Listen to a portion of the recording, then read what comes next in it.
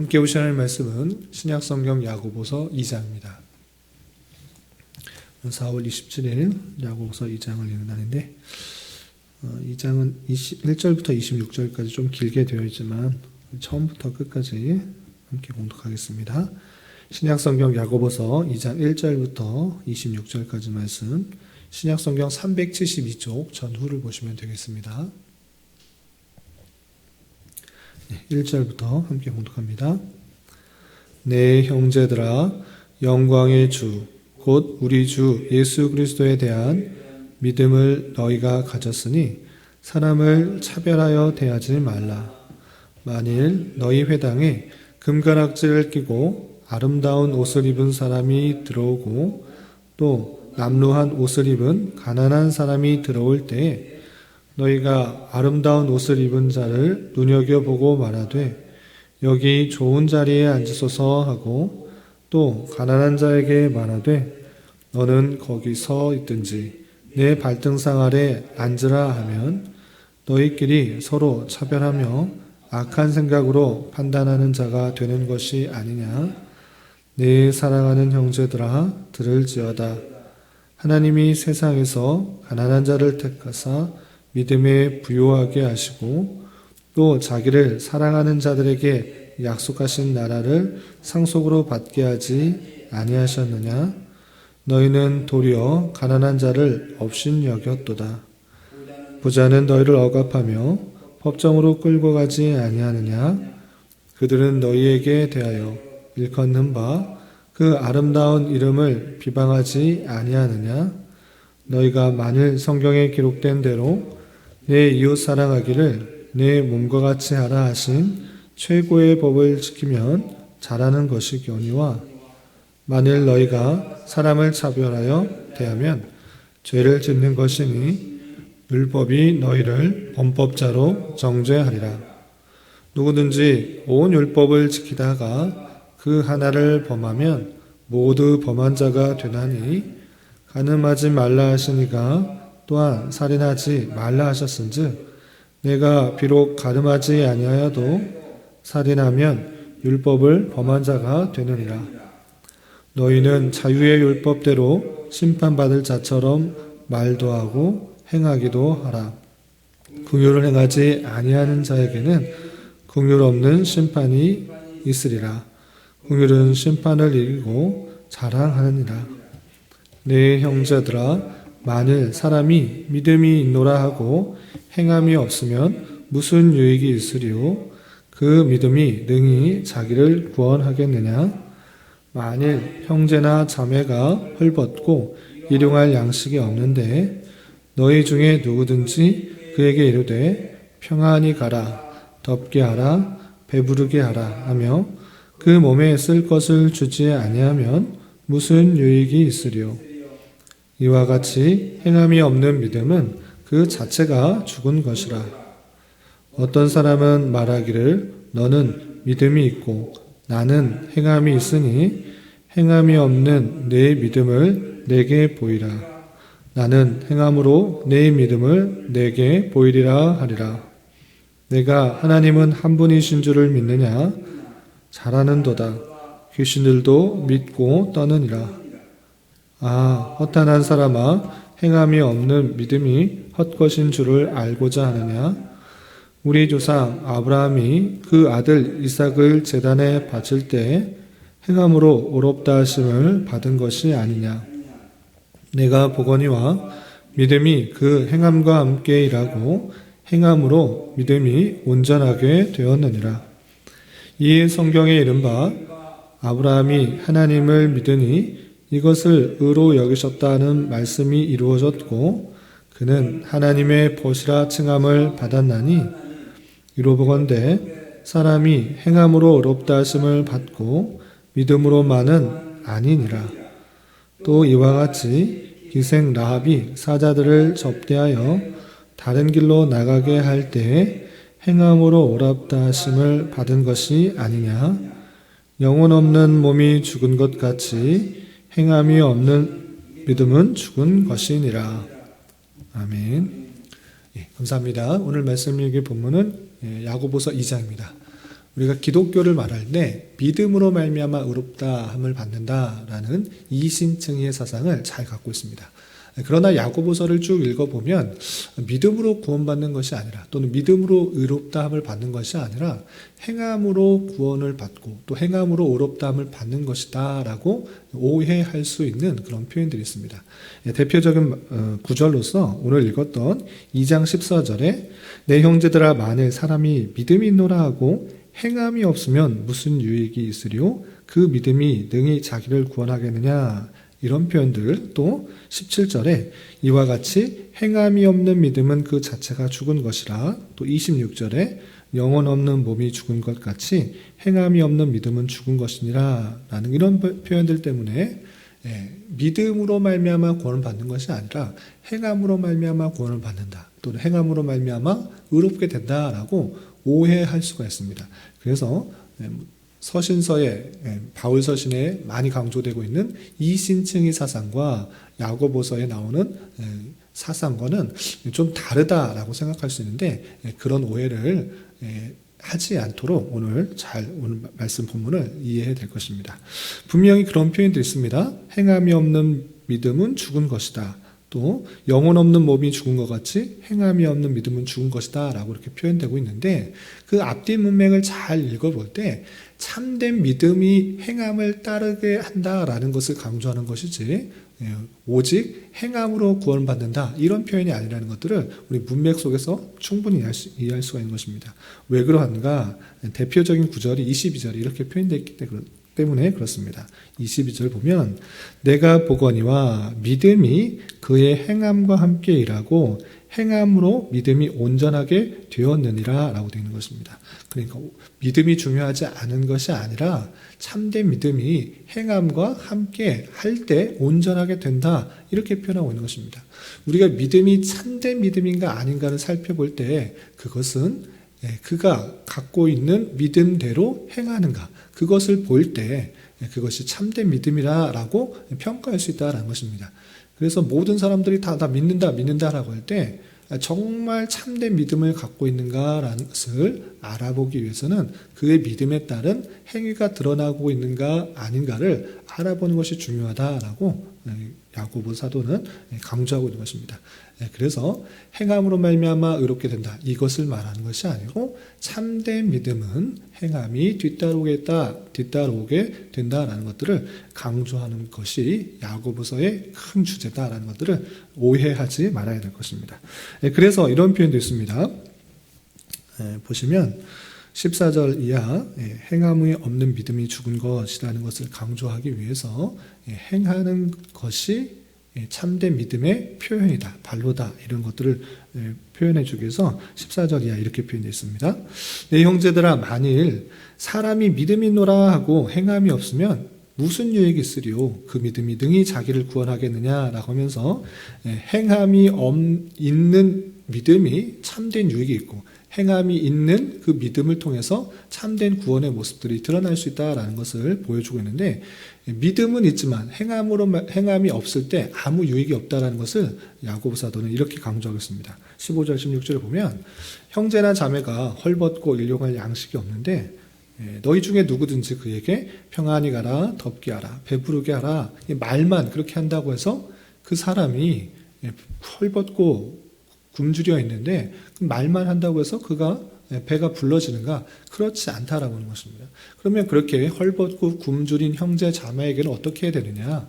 당연히 먹을 것을 주어서 입을 것을 주어서 따뜻하게 하고 또 평안하게 배부르게 할 수 있는 것이 그것이 마땅한 도움을 주는 것이다.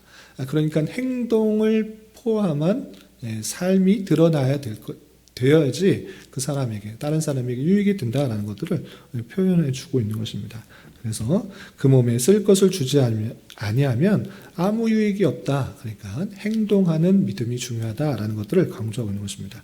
또 어떤 사람이 이렇게 말합니다. 믿음이 더 중요한 것이다 라고 하면서 행하지 않는 것에 대해서 이렇게 지적하고 있습니다. 28절 보면 어떤 사람은 말하기를 너는 믿음이 있고 나는 행함이 있으니 행함이 없는 믿음을 내게 보이라 나는 행함으로 믿음을 내게 보이리라 하는 것입니다. 믿음이 있다고 하지만 행하지 않을 때 그 믿음이 드러나지 않는 것입니다. 나 믿어. 그렇지만 그 믿음에 따른 당연한 일반적인 모습들이 드러나야 되는데 드러나지 않는다고 하면 그 믿음이 참된지 아닌지를 구분할 수 없다는 것입니다. 그러면서 아주 극명하게 사탄의 예를 듭니다. 사탄이 어떠하냐? 19절. 내가 하나님은 한 분이신 줄 믿느냐? 너 정말 하나님이 한 분이신 줄 믿느냐? 그 믿음 좋다. 잘하는다. 그러나 귀신들도 믿고 떠느니라. 귀신들도 사탄도 하나님 한 분이신 줄 알고 떤다. 그런데 그 귀신, 그 사탄, 그 악한 영들은 하나님이 어떤 분이신지를 알지만 실제로 하나님을 온전히 믿고 순종하느냐? 순종하지 않는다라는 것입니다. 귀신들도 하나님이 한 분이신 줄 알고 떨지만 그 믿음이 온전하지 않기 때문에 그냥 떠는 정도의 믿음만 있는 것입니다. 그럼 어떻게 해야 된다는 것입니까? 하나님이 어떤 분이신 줄 알고 또 그분이 어떤 말씀을 행하셨는지를 알기 때문에 그것에 따른 마땅한 행함이 뒤따라야 된다는 것입니다. 귀신이나 악한 영들이나 사탄들은 하나님이 한 분이신 줄 알고 떨지만 실제의 삶으로 드러나지 않지 않느냐. 그렇다고 하면 너가 참된 믿음을 갖고 있다고 하면 하나님이 한 분이신 줄 알고 또 그가 보내신 사랑을 알고 그가 명령하신 많은 율법들과 또 말씀들을 안다고 하면 사탄과는 다르게 귀신들과는 다르게 악한 영들과는 다르게 실제 삶의 모습으로 드러나야 되지 않느냐라고 강조하고 있는 것입니다. 그래서 네가 20절 보면 핫한 사람들아 행함이 없는 믿음은 헛것인 줄 알고자 하느냐라고 하면서 두 가지 예를 들면서 구약에 있는 아브라함도 또한 기생 라합도 그냥 알고만 있는 것이 아니라 하나님을 온전히 믿는 마음으로 자신이 100세 때 낳은 아이인 이삭을 하나님 앞에 드리지 않았느냐. 그냥 믿고 가만히 있었던 것이 아니라 이 아이가 하나님 앞에 바쳐질지라도 죽임을 당할지라도 하나님께서 내 자손을 통해서 아이를 번성시킬 것이다. 또 다른 아이를 통해서 낳을 수도 있다. 이렇게 생각하는 것이 실제 아이를 바치는 모습으로 드러났지 않느냐라는 것들을 강조하고 있고 또 기생 라합의 모습을 통해서 내가 이 정탐꾼을 살려주는 것을 통하여서 내가 나중에 구원을 받을 수 있겠구나라고 생각하면서 자기가 죽임을 당하거나 또는 해를 받을지도 모르지만 그 정탐꾼을 숨겨줘서 풀려주지 않았냐. 그렇기 때문에 참된 믿음은 이렇게 모험과 또 위험과 어려움도 감당할 수 있고 실제 말씀대로 수행하는 모습들이 드러나야 된다라는 것들을 강조하고 있습니다. 이렇게 참된 믿음은 그냥 알고 있는 지식으로 그치는 것이 아니라 그것에 마땅한 삶으로 드러나야지 하나님께서 원하시는 참된 믿음이다라는 것들을 강조하는 것입니다. 그래서 오늘날의 기독교도 마찬가지로 난 알고 있다. 믿음으로 말미암아 구원받는다. 이렇게 이신층의 사상은 알지만 실제의 삶에 있어서는 정말 믿는 사람의 삶의 모습으로 드러나는가? 그렇지 않고 주님께서 주신 그 말씀과 합당하지 않는 세상 사람과 똑같은 그런 모습으로 드러날 때 야고보 사도와 같이 강조하는 그 표현을 잘 귀담아 들어야 될 것입니다. 믿음으로 말미암아 구원을 받지만 그 참된 믿음은 하나님께서 주신 그 말씀에 온전히 순종하고 따르고 행하는 그런 모습들로 드러나야 될 것을 잘 깨달아야 될 것입니다. 그리고 특별히 2장에서는 이렇게 행함이 있는 믿음으로서 어떤 것을 또 더욱더 주의해야 되는지 말할 때 1절부터 13절까지는 사람들을 대할 때 차별 없이 대하라 라는 것들을 강조하고 있습니다. 사람의 눈에 보이는 그 모습들에 대해서 아주 부유하게 잘 차려져 있고 깔끔하게 되어 있는 사람들은 잘 대우하고 그렇지 못하고 허름하고 난루하고 또 가난해 보인 사람들은 업신여기는 그런 건 그것은 잘못된 것이다 라고 하면서 차별 없이 사람들을 대해야 될 것을 1절부터 13절까지 말하고 있습니다. 그 내용을 조금 더 살펴보면 2장 1절 보면 내 형제들아 영광의 주 곧 우리 주 예수 그리스도에 대한 믿음을 너희가 가졌으니 사람을 차별하여 대하지 말라. 그냥 사람을 차별하여 대하지 말라라고 하는 것이 아니라 그 앞에 이렇게 덧붙여서 조건을 달고 있는 것입니다. 어떤 조건을 달고 있습니까? 영광의 주, 곧 우리 주 예수 그리스도에 대한 믿음을 너희가 가졌으니 예수 그리스도에 대한 믿음을 가진 자로서는 어떻게 해야 되는가라고 할 때는 사람을 차별하여 대우하지 말라, 이렇게 표현하고 있는 것입니다. 우리가 참된 믿음을 갖고 있다고 하면 예수 그리스도의 사랑과 그리고 그의 희생과 그의 겸손과 그의 모든 사랑을 깨달은 자로서의 그 믿음이 있다고 하면 실제 삶으로 어떻게 드러나야 되는가? 사람을 차별하여 대우하면 안 된다라는 것입니다. 예를 들어서 2절, 만일 너희 회당에 금가락지를 끼고 아름다운 옷을 입은 사람이 들어오고 또 남루한 옷을 입은 가난한 사람이 들어올 때 너희가 아름다운 옷을 입은 자에게는 눈여겨보고 말하되 여기 좋은 자리에 앉으소서 하고 또 가난한 자에게는 너는 거기 서 있든지 내 발등상 아래 앉으라 하면 너희끼리 서로 차별하며 악한 생각으로 판단하는 자가 되는 것이 아니냐라고 하며 지적하고 있습니다. 눈에 보일 때 잘 차려입은 부유한 사람들은 잘 대접하고 그렇지 않은 사람은 업신 여기는 그런 거 그거 차별하는 것이다. 눈에 보이는 것으로 차별하면 되지 않는다. 왜 그러한가? 왜 차별하면 되지 않는가? 5절에 이렇게 근거를 또 구체적으로 밝혀주고 있습니다. 5절 보면 내 사랑하는 형제들아 들을지어다. 하나님이 세상에서 가난한 자를 택하사 믿음에 부유하게 하시고 또 자기를 사랑하는 자들에게 약속하신 나라를 상속으로 받게 하지 아니하셨느냐라고 하면서 그런 차별 대우 하지 말라라고 하는 것입니다. 겉으로 보기에는 남루하고 가난하고 허름해 보일지라도 하나님께서는 그런 사람도 택하셔서 하나님의 자녀가 되게 하고 하나님의 백성이 되게 하는 그 사실들을 알지 못하느냐? 당장의 눈에 보이기에 좋아 보이는 것에 따르고 그 사람을 존귀해 여기는 것보다 그 안에 있는 그리고 모습이 아니라 그 속에 있는 그 모습을 보면서 하나님께서 그 사람을 택하여 주시고 그 사람을 한 형제요 한 하나님의 백성으로 부르셨다라는 생각들을 하면서 함께 동등하게 존귀하게 하나님의 사랑을 베푸는 자로 살아야 된다라는 것들을 표현해 주고 있는 것입니다. 이렇게 성도를 사랑하고 눈에 보이는 모습으로 차별하는 것이 아니라 그 속에 있는 그 내용들을 가지고 서로 사랑하고 또 존귀하게 되어주는 말씀이 아주 중요한 하나님의 진리 말씀이다라는 것들을 8절에 이렇게 밝혀주고 있습니다. 8절 보면 너희가 만일 성경에 기록된 대로 내 이웃을 사랑하기를 내 몸과 같이 하라 하신 최고의 법을 지키면 잘하는 것이다 라고 표현하고 있습니다. 내 이웃을 내 몸과 같이 사랑하라.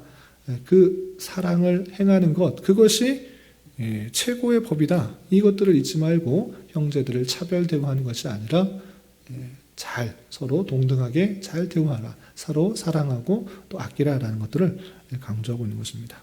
그래서 차별하는 그 죄가 가벼워 보이지만 실제 가벼운 것이 아니고 큰 죄다라는 것들을 덧붙여서 9절 이하 13절에 이렇게 밝히고 있습니다. 9절 보면 만일 너희가 사람을 차별하여 대하면 죄를 짓는 것이니 율법이 너희를 범법한 자로 정죄하리라. 차별 대우하는 것 그거 가벼운 죄 아니다. 그것은 율법을 통해서 죄의 범한 자, 범법한 자로 정하게 한다라는 것입니다. 왜 그러한가? 10절 누구든지 온 율법을 지키다가 그 하나를 범하면 모두 범한 자가 되나니 모든 것 다 율법을 다 지켰는데 사람을 차별하는 그 죄, 그거 범했을지라도 범법한 자가 되는 것이다. 만약에 간음하지 말라고 한 그 법은 지켰지만 사람을 죽였다? 그렇게 되면 살인자가 되는 것이고 범법한 자가 되는 것이 왜 그러하냐면 그 율법을 만드신 분이 하나님 한 분이시기 때문에 모든 것을 지켰지만 하나를 지키지 않는다고 하면 그것이 범법자가 되는 것과 마찬가지로 다른 율법들을 다 지켰음에도 불구하고 사람을 차별하는 그 죄를 범하였다고 하면 범법한 죄다. 그러니까 하나님의 참된 믿음을 예수 그리스도의 참된 믿음을 가진 자로서는 사람을 겉모습만을 가지고 판단할 것이 아니라 차별하지 말고 동등하게 성도로서 잘 대우해야 될 것을 이렇게 말하고 있는 것입니다.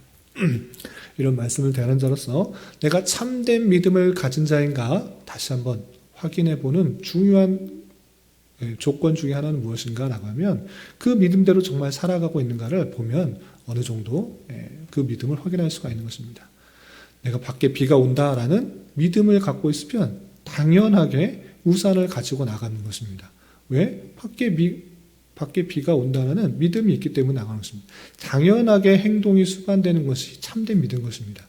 그러나 주님께서 주신 그 말씀들을 그냥 지식적으로만 알고 있다고 하면, 세상과 그냥 살아가는 방법과 똑같이 살아가고 있다고 하면 내가 그것은 머릿속에만 알고 있는, 아무런 유익이 되지 않는, 참된 구원을 동반하지 않는 그런 믿음이 될 수 있다라는, 잘못된 믿음이 될 수 있다라는 사실들을 다시 한번 잘 생각해 봐야 될 것입니다.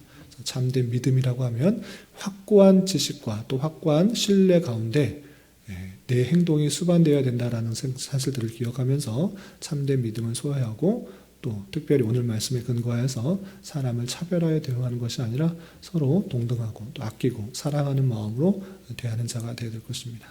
오늘 하루 살아가시면서 또 남은 한평생 살아가시면서 참된 믿음으로 우리의 삶을 열심히 잘 살아갈 수 있는 저와 여러분이 되시기를 주님의 이름으로 부탁을 드립니다.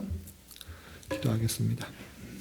하나님 아버지 감사합니다. 오늘 말씀을 통하여 참된 믿음을 가진 자의 행동이 어떠했는지 살펴보았습니다.